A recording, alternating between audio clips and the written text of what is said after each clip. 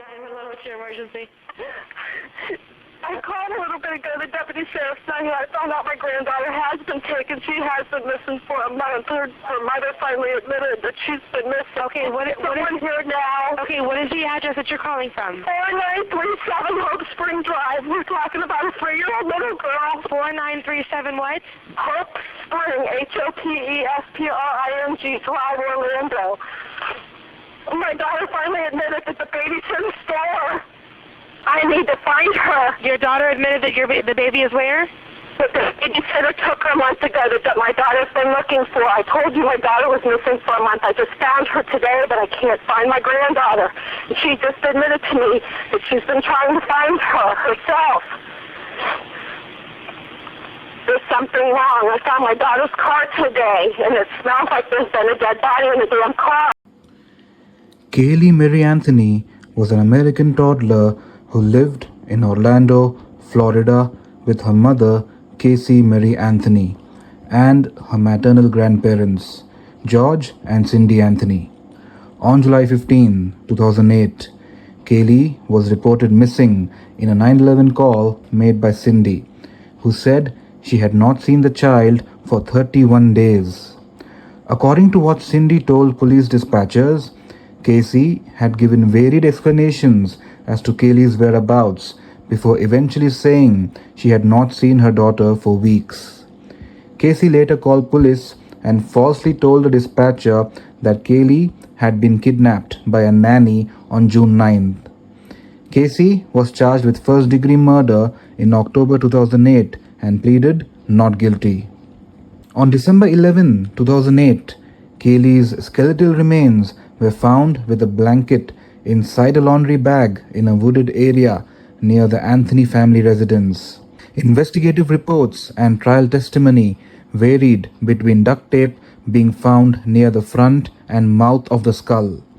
The medical examiner listed Caylee's cause of death as homicide by undetermined means. The state of Florida sought the death penalty in the case against Caylee. Relying largely on circumstantial, that is non-eyewitness evidence, the prosecution alleged Caylee wished to free herself from parental responsibilities and murdered her daughter by administering chloroform and applying duct tape to her nose and mouth. Caylee's defense team, led by Jose Baez, chiefly focused on challenging the prosecution's evidence, calling much of it fantasy forensics. The defense stated that Caylee had drowned accidentally in the family swimming pool and that George had disposed of the body. The case attracted substantial attention from the public. Time magazine described it as the social media trial of the century. Television personality Nancy Grace, who referred to Caylee as Tot Mom, was notable for the attention and corresponding publicity she gave the case. Caylee's acquittal on the murder charges was met with public outrage, with hundreds of thousands posting to social media accounts in response. On June 16, 2008, Caylee Anthony departed from her parents' home in Orlando, Florida, where she and Caylee resided. Her father, George Anthony, later testified that he saw his granddaughter Caylee leaving with Caylee. Caylee told her mother, Cindy, that she was taking Caylee to her nanny, whom Caylee identified as Zenaida Zani Fernandez Gonzalez, and the next day she further informed Cindy that the three were headed to Tampa on a work trip. 30 days after Caylee's departure, her car was found abandoned in Orlando and towed away. George and Cindy were notified that the car had been impounded. When George went to recover the car, he and the tow yard manager noted a strong smell coming from the trunk, which both later stated they believed to be that of human decomposition. When the trunk was opened, it contained only a bag of trash. That day, Cindy reported Caylee missing, telling 911 dispatchers that Caylee's car smelled of dead bodies and that she had not seen Caylee for 31 days. Cindy later retracted her statement regarding the car's odor. Caylee told investigators that she had left Caylee at the apartment of her nanny, Fernandez Gonzalez, and that Fernandez Gonzalez had kidnapped the toddler. But when police investigated the apartment, they found it had been abandoned for more than 140 days. Caylee also told police that she had worked at Universal Studios. However, when investigators took her to Universal Studios on July 16 and asked her to show them her office, Caylee led detectives into the building before admitting that she no longer worked there. As it turned out, she had not worked there since she had taken maternity leave almost 3 years earlier.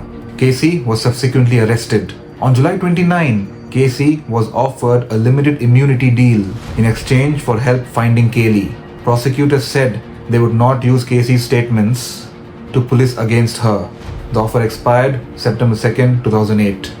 On August 11, 12 and 13, 2008, meter reader Roy Kronk called police about a suspicious object found in a forested area near the Anthony residence. In the first instance, he was directed by the sheriff's office to call the tip line, which he did, receiving no return call. In the second instance, he again called the sheriff's office and eventually was met by 2 police officers. He reported to them that he had seen what appeared to be a skull near a grey bag. On that occasion, the officer conducted a short search and stated he did not see anything. On December 11, 2008, Kronk again called the police. They searched and found the remains of a child in a trash bag. Investigative teams recovered duct tape, which was hanging from hair attached to the skull, and some tissue left on the skull. Over the next 4 days, more bones were found in the wooded area near the spot where the remains initially were discovered. On December 19, 2008, medical examiner Jan Garavaglia confirmed that the remains found were Caylee's. The death was ruled a homicide and the cause of death as undetermined. Moving forward to the third week of the trial, it was chiefly devoted to forensic analysis. The prosecution called software designer John Dennis Bradley, who testified that, based on a program he used to recover deleted searches, someone used the Anthony computer, he could not specify who, had searched for chloroform 84 times. After the trial, Bradley publicly reported that this number was an error attributable to a bug in his program and that the computer, in fact, contained only one search for chloroform. 2 police dog handlers indicated that their cadaver dogs had detected human decomposition, one in Caylee's car and the other in the Anthony family's backyard. Chief Medical Examiner Jan Garavaglia for the prosecution testified that she determined Caylee's manner of death as homicide based on physical and circumstantial evidence, including the fact that her death was not reported and that chloroform had been found in Caylee's car, noting that even a small amount of chloroform could result in a child's death. On cross-examination, Garavaglia admitted that toxicology tests on Caylee's bones came up negative for volatile chemicals, but she maintained her opinion that the death was not an accident given the lack of a report. The defense began their case in chief in the 4th week with forensic pathologist Dr. Werner Spitz, who had performed an autopsy on Caylee. Spitz called Garavaglia's autopsy shoddy, saying it was a failure that Caylee's skull was not opened during her examination. Spitz said that his own autopsy could not determine whether the child's death was a homicide and that his opinion was that the duct tape had been placed post-decomposition, saying that duct tape placed on skin would have had residual DNA. Cindy, now testifying as a defense witness, saying that she had been responsible for the chloroform search on the family computer, saying that she had meant to search for chlorophyll but had misremembered the term.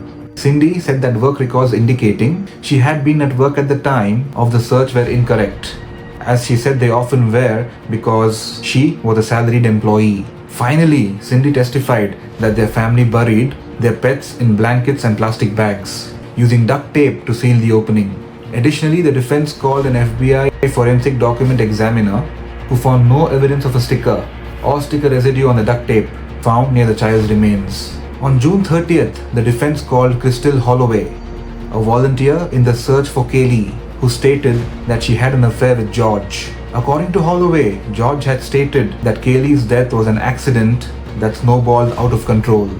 By the time that both sides had concluded their case in chief, the prosecution had called 59 witnesses for 70 different testimonies, and the defense called 47 witnesses for 63 different testimonies. Caylee did not testify. By the time the trial was finished, 400 pieces of evidence were presented.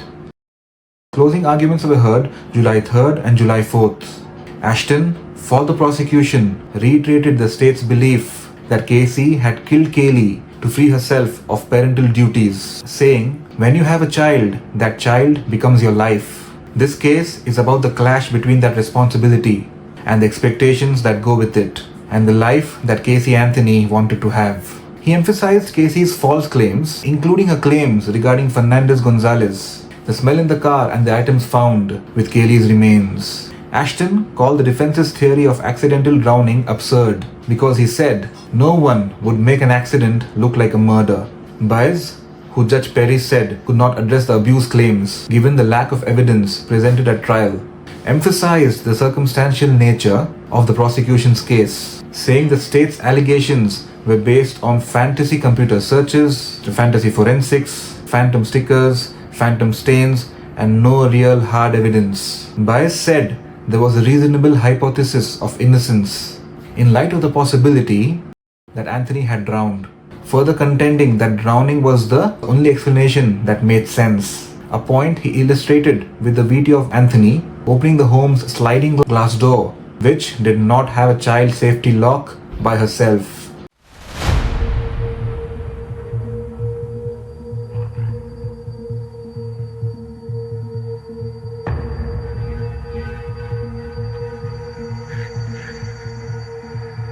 You signed this, you want your attorney present. Yes. Through that conversation, we have agreed, Yes. because express that to me again so I have full understanding before I get on the phone with him. We discussed before that we have no problem sitting down together, him and I, and speaking with law enforcement, or listening to all of the questions that you have, him and I discussing it, and then we go from there. Okay. And there's been no success with that so far? In your Nobody's opinion? taken us up on that. So we're gonna open that window right now, Okay. and hopefully we can make something happen.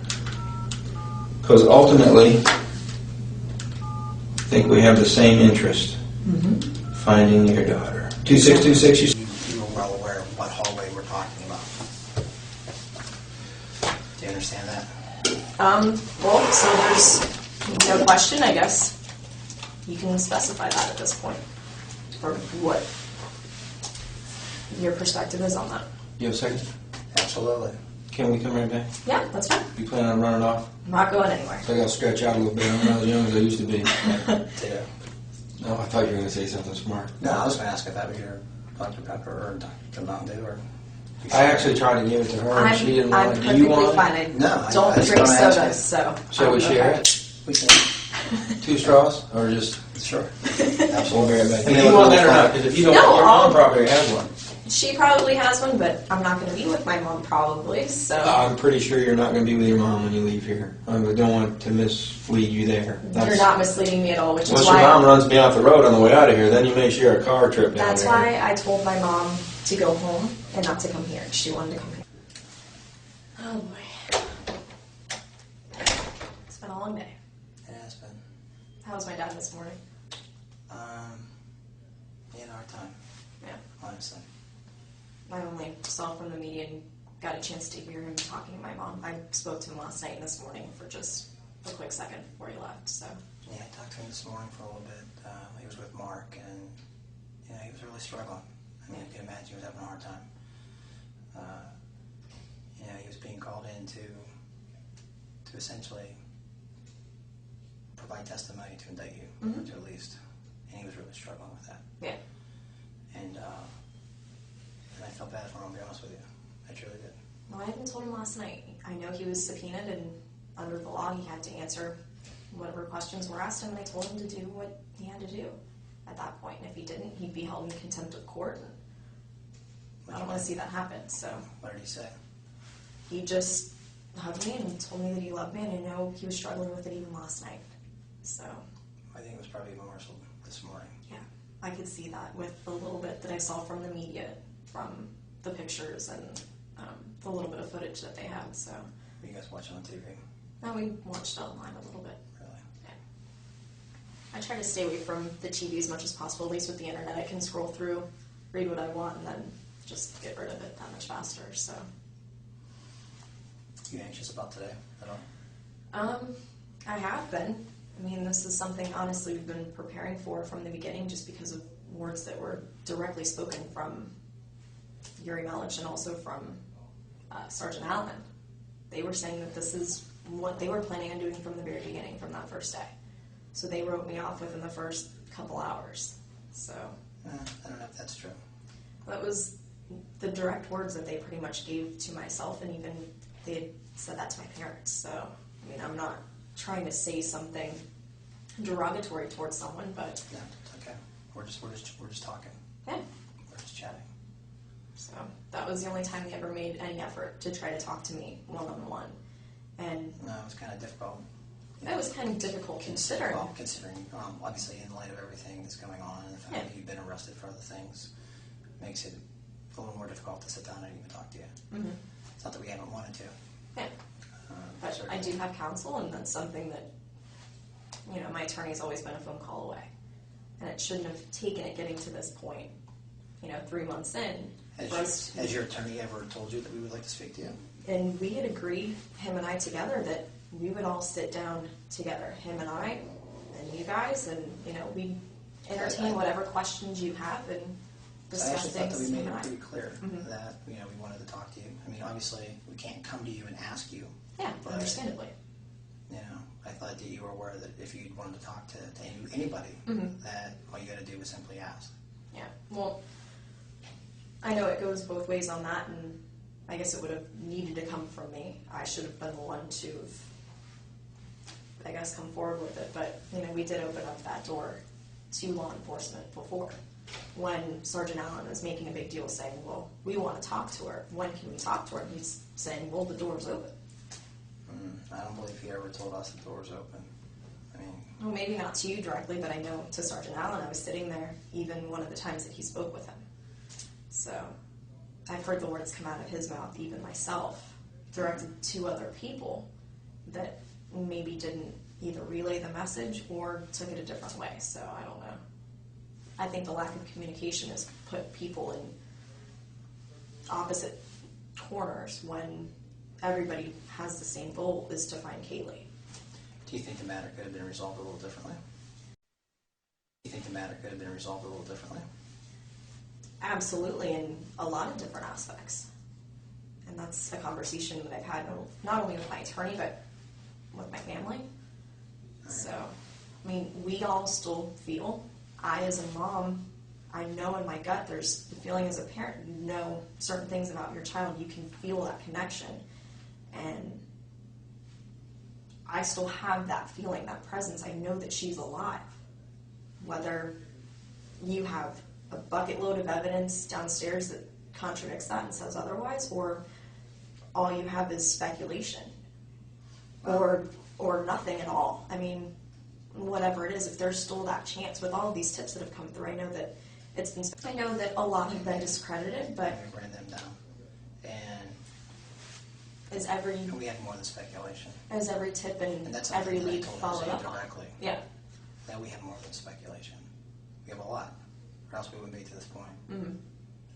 A lot. Well, and I said the same thing to them, that, you know, they said that we're at the end of a hallway, and I'm thinking we're at the end of a hallway and there's 2 doors. Which door are we going to go through? Or I guess this is, you know, we're at this point, and We are at this point where the final step is. You want to discuss that with her? She knows. Okay. I'll just go ahead and state for the record that she's invoking her right to counsel, and at this time wishes to request to go to the jail and be processed. And we agreed upon that at 4:22 in the afternoon already. Yes. That's why we called it. I don't have a problem with that. Okay. In the interrogation video or the interview video of Caylee Anthony, we can see that she is quite chilled out, and she's quite chilled, and she's not showing any signs of distress or stress, and maybe she's handling the situation very well. But the situation is that she has lost her daughter, right? So as a mother, she has not shown any signs of distress or stress. I don't think she's shed a single drop of tear in the entire video, and she's talking to law enforcement like, you know, nothing has happened. She's quite chill. She's just enjoying herself while talking, and That's just unbelievable to see that behavior in a body language, and quite bizarre. How can a person who is accused of killing her daughter talk like that or behave like that? Of course, criminal psychologists will be able to tell us that by looking at that interrogation video, there are different techniques which law enforcement applies to an accused in a murder case, for example, like the read technique, good cop, bad cop. There are different interrogation videos available on YouTube. You can check that out. And a criminal psychologist also reviews this, and they say that how a person behaves when he or she is guilty, right? They will try to give long, prolonged explanations, and they will try to divert and manipulate the law enforcement to a different topic, and they'll not stick to the point. But whereas a falsely accused person will try to, or will be angry as to why exactly are you accusing me, or why exactly are you asking me this, right? They'll be angry, and it will clearly show that they are falsely accused. So whenever the law enforcement gets someone to the interrogation, they believe that as per evidence, whatever they've collected in the case, they believe that that person is involved in the crime, right? So Caylee Anthony, of course, she was there because of the murder of her daughter, Caylee Anthony, and she showed no signs of stress, as I said before. So, well, that's something which, also was looked by the public. To the case, the verdict was met with public outrage, obviously. A lot of people were not happy about the verdict, and they believed that Caylee Anthony was directly or indirectly involved in the murder of Caylee Anthony.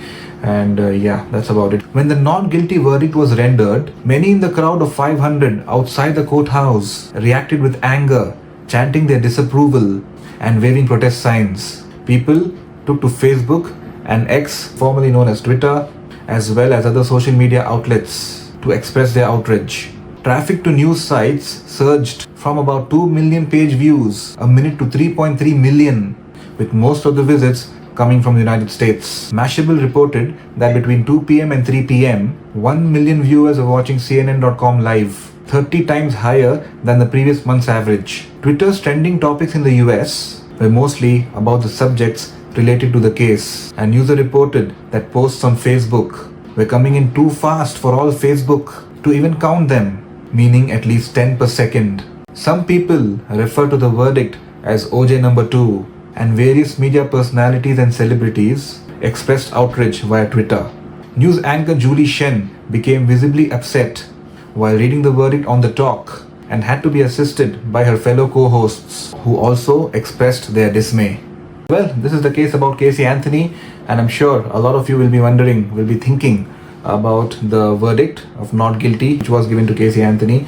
And of course that the amount of evidence which was presented to the court was not sufficient enough to charge Caylee Anthony in the murder of Caylee Anthony, her daughter. However, a lot of interrogation videos are available on YouTube about Caylee Anthony's trial, and you can check that out. The entire court trial is available as well, so you can check that out as well. What are your thoughts about this case? What do you think about the verdict of not guilty which was given to Caylee Anthony? Do you think it was justified, not justified? You can comment in the comment section. Which solved or unsolved mystery you want to see next? You can comment in the comment section below. Please do like, share, comment, subscribe to my YouTube channel, Syed Sufiyan. I upload true crime documentaries, true crime mysteries, movie explanations, movie suggestions and stuff on my channel, so you can support me by subscribing to my channel and clicking on the bell icon for notifications whenever I upload new videos in my channel. So please keep supporting, and please keep sharing these videos to your friends, relatives. And the latest update is, I think there is web series or a movie made on Caylee Anthony, I think on a platform called Peacock. You can check that out as well. And yeah, so that's about the case, and I will see you in the upcoming videos. And I said earlier in my videos as well that a lot of exciting content has been planned and it's coming your way, so look out for that. And thank you so much for watching the full video, and stay safe, take care, and goodbye.